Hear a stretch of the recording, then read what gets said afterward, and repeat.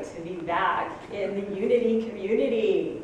And it's especially great to be back speaking today on my first day back after having an entire summer off.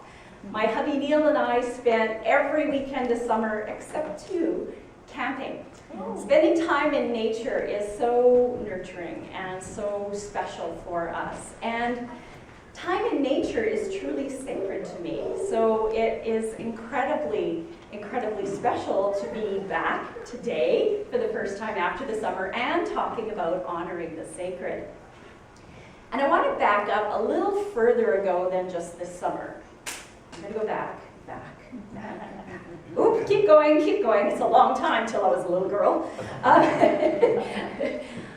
When I was a very small child, I was raised as a Catholic girl, a good little Catholic girl. I went to Catholic school, I had Catholicism classes, we went to church every Sunday. And so for me, the word sacred at that time in my life brought to mind images of the Catholic Church. Sacred, the altar, the priest standing in front of the altar, the golden plate that held the body of Christ, and the golden chalice that held the blood of Christ, and the candles that were sacred. All of this was sacred.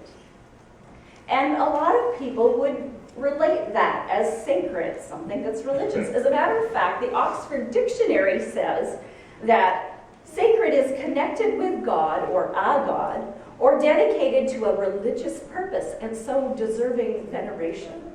So yes, for many people, sacred is religious. But in my heart, I know that sacred is so much more. It's so much bigger than religion. Everybody looks so intensely serious. Oh my goodness. Something about that word does that to people, right? It's like, oh, sacred. And as I thought about speaking today about what is sacred, I thought, wow, sacred is so big. How can I even begin to address it and explain it, and let alone talk about honoring the sacred? So I thought, I'm going to start with the basics. Yes, my 10-pound Webster's Dictionary, published in 1988. I still have the leather-bound edition.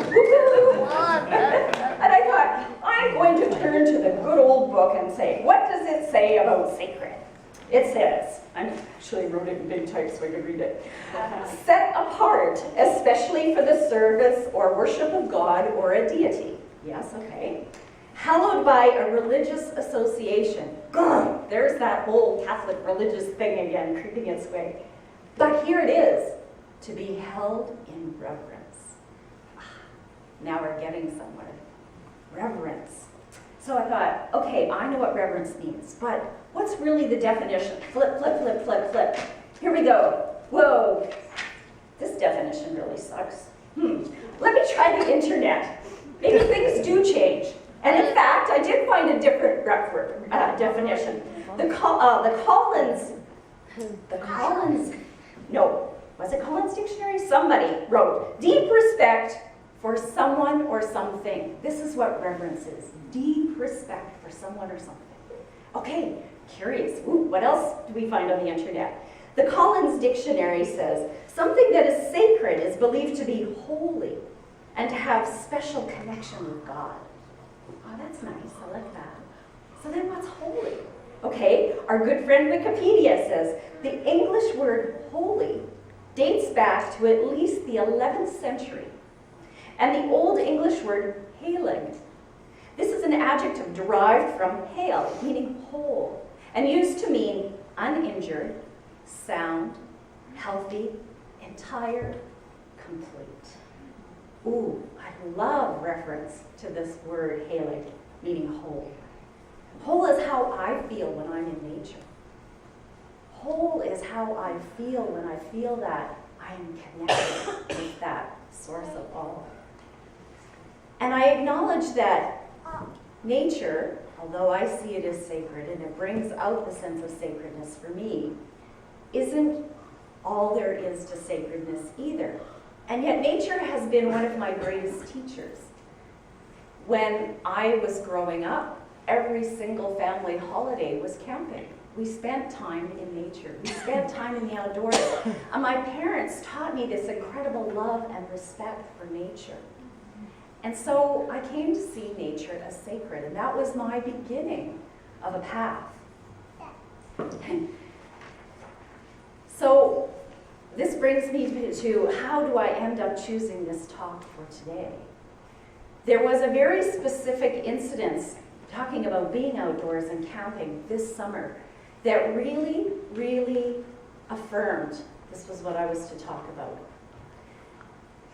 We camp, our trailer is in a private campground, and there are a number of people that share this space. And at one point, some of the gentlemen decided it was time to cut down some of the dead trees. You know, poplars, when they stand for a long time, they start to die off and they get a little teetery, and there's some concern that they're going to fall and crash and hurt something. So they decided they were going to start cutting down these dead trees.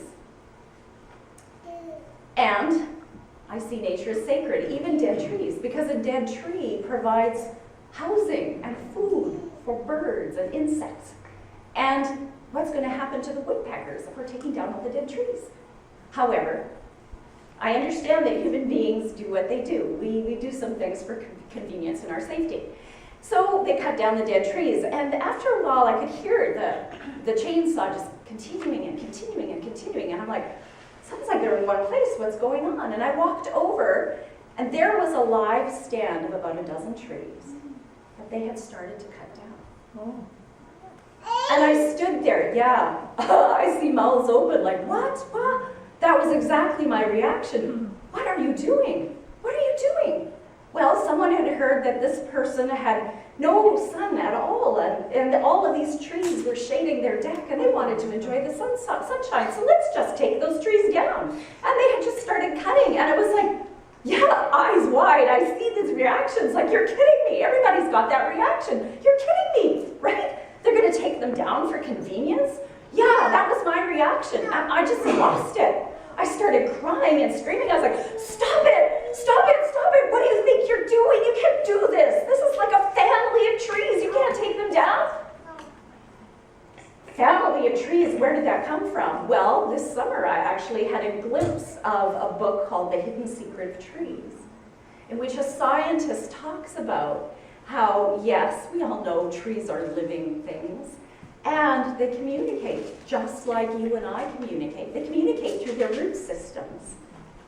Has anybody here ever chopped down a tree and left a stump behind? Oh, yeah. Anyone? Yeah, okay. So you know that stump just keeps sending out shoots, right? It keeps trying to grow back no matter what. Well, that's because it's a living thing and it's fighting for its life. And if that stump is surrounded by other trees, the other trees will actually feed it through the root system. You will find that a tree cut down in a stand will start to sprout that much faster because it's being nurtured by the other trees. That is life. That is sacred.